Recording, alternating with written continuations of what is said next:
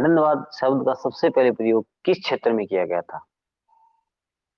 जी sir, ये जो वाद है तो इसके प्रवर्तक तो जैक देरिडा हैं, लेकिन एक विश्वविद्यालय में संगोष्ठी के दौरान उन्होंने अपना मत दिया था। वो हॉपकिंस यूनिवर्सिटी में इन्होंने अपना मत दिया था। अब सर वो नहीं, किस क्षेत्र में, हाँ, तो इसकी मैं हाँ मेरा प्रश्न जो था वो ये था जी कि क्या विखंडनवाद सीधा साहित्य के क्षेत्र में ही आया था पहली बार, या कोई अन्य विषय के क्षेत्र में भी आया था पहले, सबसे पहले? तो नहीं आपने सर उसका उत्तर दिया नहीं है अभी। हाँ हाँ सर, ये साहित्य में तो सीधे नहीं आया था।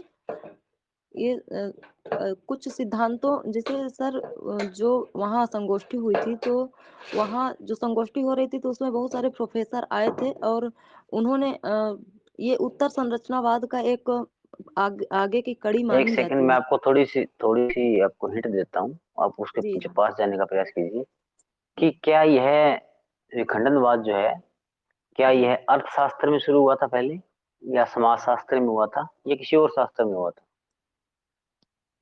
सर याद नहीं आ रहा सर। या मनोविज्ञान में हुआ था, जी या दर्शन शास्त्र में हुआ था? चलो, इनकी ये जो मैंने बोले नाम, इन्हीं में से उत्तर है, बताइए आप। क्या सर, प्रश्न फिर से पूछिए। किस शास्त्र में विखंडनवाद का सबसे पहली बार प्रयोग किया गया? जैसे मनोविज्ञान, समाजशास्त्र, या दर्शन शास्त्र, या अर्थशास्त्र, किसमें इसका पहली बार प्रयोग हुआ था? सर हम हमको जहाँ तक जानकारी है, हम एकदम अ, ये तो नहीं है कि नहीं हमको सही जानकारी है, लेकिन हमको लगता है कि दर्शन शास्त्र से आया है साहित्य में, क्योंकि सर आपको ये लगता नहीं, ये उत्तर यही है। जी। अच्छी बात है। और सर आपने अपने ये क्योंकि बोलिए। इसमें दर्शन शास्त्र जो था उसको और साहित्य को अलग किया है, और एक तरह से कहा जाए तो मुक्त कराया है दर्शन शास्त्र से साहित्य को। मनोवैज्ञानिक साहित्य को मनोवैज्ञानिक ढंग से सीखने और समझने की जो एक प्रणाली है, उसका भी इसने प्रतिपादन किया है। अच्छा अच्छा। जी ये देरिदा जब भी इस विखंडनवाद को अपने पढ़ते हैं तो बार बार एक शब्द का प्रयोग करते हैं, टेक्स्ट इन पार्ट। जी जी क्या कहना चाहते हैं वे वो? सर क्यों कहते हैं बार बार टेक्स्ट, बार बार पार्ट का नाम आता है, क्यों उस पर जोर क्यों देते हैं वो? मतलब आप उसको स्पष्ट कीजिए कि इसलिए पार्ट कहते हैं, वो टेक्स्ट कहते हैं, इस शब्द का प्रयोग करते हैं, ये बात मुख्य थी इससे संबंधित, इसलिए कहते हैं, इस प्रकार जी से जी बताइए। जी जी हाँ सर, इनका जो पूरा बल है वो पाठ पर है, और इनका ये मानना है कि कोई भी जो सत्य होता है वो अंतिम सत्य नहीं होता है। और जो एक साहित्य है वो भाषा, जो साहित्य है वो भाषिक संरचना है, और उस भाषिक संरचना के अंतर्गत जो अर्थ होते हैं तो उनका कोई नियत जो अर्थ होते हैं उनका कोई वो सांकेतिक होते हैं, मूल रूप से वो सांकेतिक होते हैं। जी अच्छा, तो मैंने उन मैम से पूछे थे कि विखंडनवाद में देरीदा ने 3 सूत्र दिए थे, क्या आप उनका जी नाम बता पाएंगे? तो सर अभी तो नहीं याद कर पा रहे हैं। चलो, कोई बात नहीं।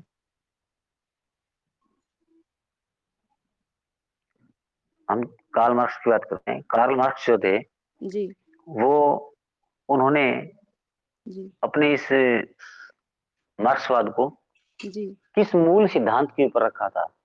पहली बार उस सिद्धांत पे चर्चा की उन्होंने, जी जी सर उसके ऊपर उन्होंने जो अपना कहते हैं मार्क्सवाद दिया था, जी जी अपना वाद चलाया। जी जी तो उसका नाम ध्यान है आपको?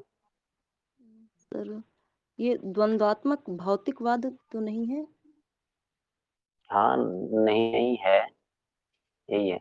जी जी द्वंदात्मक भौतिकवाद जो है, जी जी यहाँ पे हम द्वंद शब्द का प्रयोग करें, ये जी द्वंद्ववाद पहले आया, ये किसने दिया था? क्या कार्ल मार्क्स ने दिया था, या और किसी ने पहले द्वंदात्मक जो विकासवाद का सिद्धांत जो दिया था, वो पहले दे चुका जी था कोई अलग विषय में? सर ये जो कार्ल मार्क्स का सिद्धांत है तो ये एक जैसे वो हीगल से प्रभावित थे, कार्ल मार्क्स जो थे वो हीगल से हम्म, प्रभावित थे।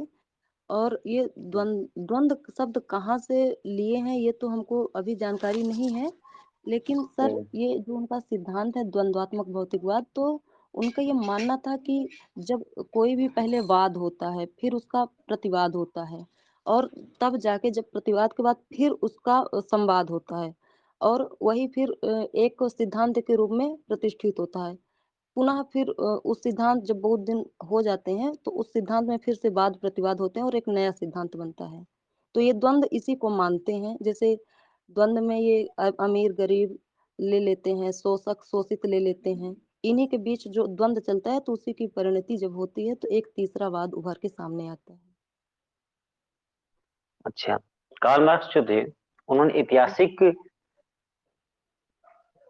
जो भी जी ऐतिहासिक द्वंदात्मक सिद्धांत दिया चलाया था, जी जी ऐतिहासिक के अंदर वहां उसमें मुझे लगता है कि कार्ल मार्क्स ने उसे 5-6 भागों में बांटा था, है जी ना? कि जी कौन जी। सी व्यवस्था अभी जारी है, कौन सी पहली पहले रह चुकी है। तो उनको उनके नाम आप बता सकते हो कि कौन कौन सी थी वो? कौन सी सर वर्तमान में प्रश्न कौन सा दोहराइए। वाद हावी है, पहले कौन सा था? मतलब जैसे आपको मैं बता दूं, जैसे पूंजीवाद है, अच्छा अच्छा। और तो मार्क्सवाद पूंजीवाद के खिलाफ खड़ा हुआ था। जी जी। ठीक है। तो शुरू से लेकर के मार्क्स कहाँ तक मानते हैं कि कब मेरा वो वाद आएगा जो मैं चाहता हूँ, उसका क्रम ध्यान है आपको? सर ये साम्यवाद से आया है, इतना तो पता है सर। ये साम्यवाद तो मतलब है ही हमारा मार्क्सवाद, ये तो एक ही बात है। लेकिन पहले जैसे, मतलब सबसे पहले कौन सी प्रथा चलती थी, कौन सा वाद था? दास प्रथा थी, फिर वो खत्म हुए तो मान लीजिए पूंजीवाद सामंत प्रथा आ गई। जी सर। हम्म। हमको आपको लगता इनका आप क्रम ध्यान नहीं आ रहा। सर मेरी ये बात आप समझ नहीं पा रहे। जी पूंजीवाद के खिलाफ खड़ा हुआ था, मैं नहीं कह रहा, मैं कह रहा हूँ 6 इसकी विकास की अवस्थाएं रही थी इतिहास की, कि कौन सा वाद किस समय हावी रहा, आज कौन सा हावी है, कौन सी भविष्य की संभावना है जहां ये वाद आएगा पूर्ण रूप से। तो उनका क्रम आप बता सकते हो? सर, नहीं अभी तो नहीं याद कर पा कोई रहे बात हैं। नहीं। ठीक है। कला कला के लिए ये जो हम बात करते हैं, क्या जी इसके विरोध में था मार्क्स या इसका समर्थन कर रहा था? सर आपकी आवाज थोड़ा कंफर्म नहीं आई। मैं कह रहा हूं कि मार्क्सवाद जो है, कला कला के लिए हम बात पढ़ते हैं कभी, जी जो जी कलावादी हैं, विचारक हैं, जी कला कला जी। के लिए इस बात का मार्क्स समर्थन करता है, विरोध करता है? सर वो नहीं, उसका समर्थन तो नहीं करता है ये मार्क्सवाद, क्योंकि सर मार्क्सवाद वो समाज के लिए है, और उसका वो कला के लिए तो नहीं है सर। वो समाज के लिए है, और समाज में जो एक तो मुझे, बराबरी। मुझे जी आप ये बताओ कि फिर मार्क्स क्या कहता है? कला कला के नहीं है, लिए नहीं है, तो क्या किसके लिए है? सर कला समाज के लिए हमारा मानना है, मतलब जहाँ तक हमको जानकारी है बिल्कुल तो सही है। हाँ, हाँ ठीक है। तो कला कला के लिए कोई पाश्चात्य विचारक थे जिन्होंने अपना मत दिया था कि कला कला के लिए है? अम, उनका ध्यान आपको कोई? सर अ, हमको ब्रैडले का नाम याद आ रहा है। हम्म, तो इन्होंने कला कला के लिए का समर्थन किया था, ब्रैडले। जी सर।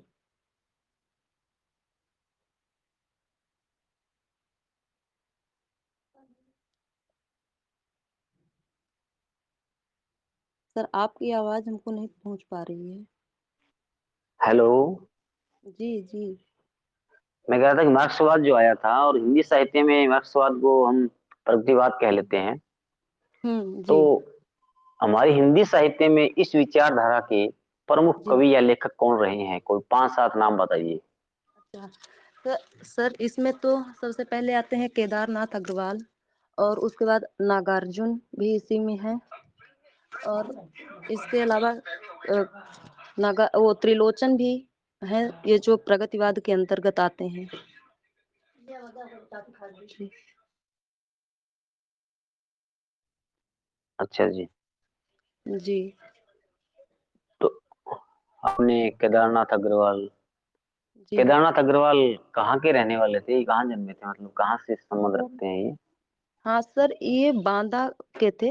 बांदा जिला ये यूपी में पड़ता है, तो ये यहीं के थे अच्छा, सर। मुझे याद आ रहा है कि बांदा में कोई एक भक्ति काल का प्रमुख कवि जिसे हम कहें, उसका भी जन्म मानते हैं कई। बता पाओगे कौन है वो? बांदा हम्म। सर, ये तुलसीदास, जो राजापुर है तो हम्म।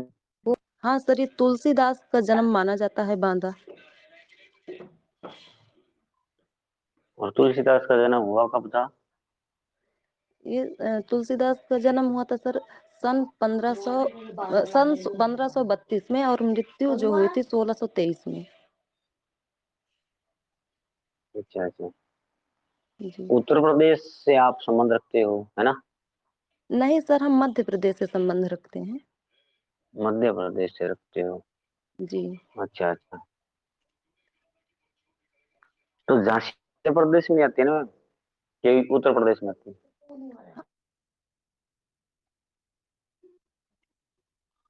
हाँ सर, ये झांसी जो है ये उत्तर प्रदेश में पड़ता है। ये, हम्म।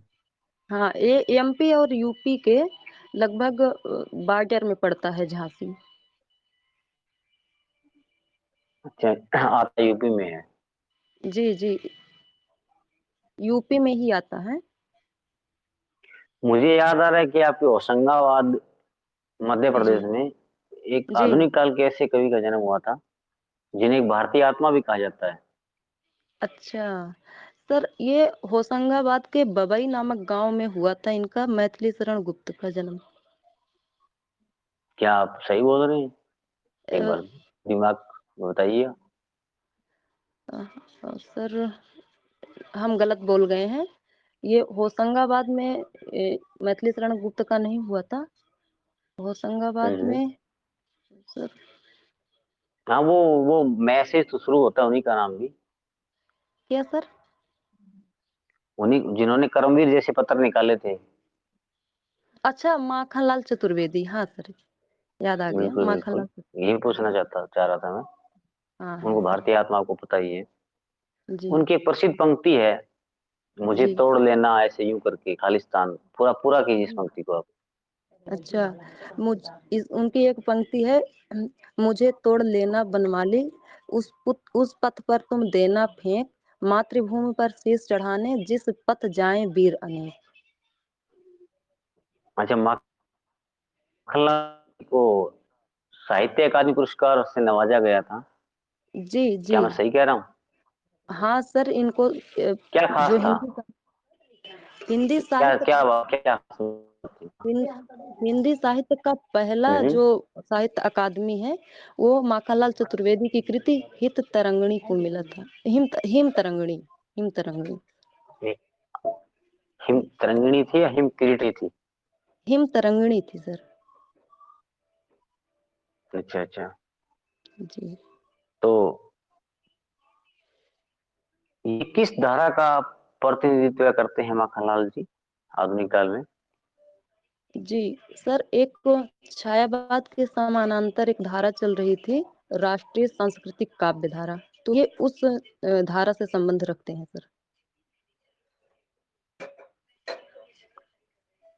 अच्छा अच्छा। तो चलिए, अपना जो प्रश्न है वो पूरे हुए। जी सर, हाँ स्वामी जी। ठीक है धन्यवाद। राजेश जी, धन्यवाद आपका। और प्रज्ञा जी, आपका इंटरव्यू समाप्त हुआ। जी सर, धन्यवाद।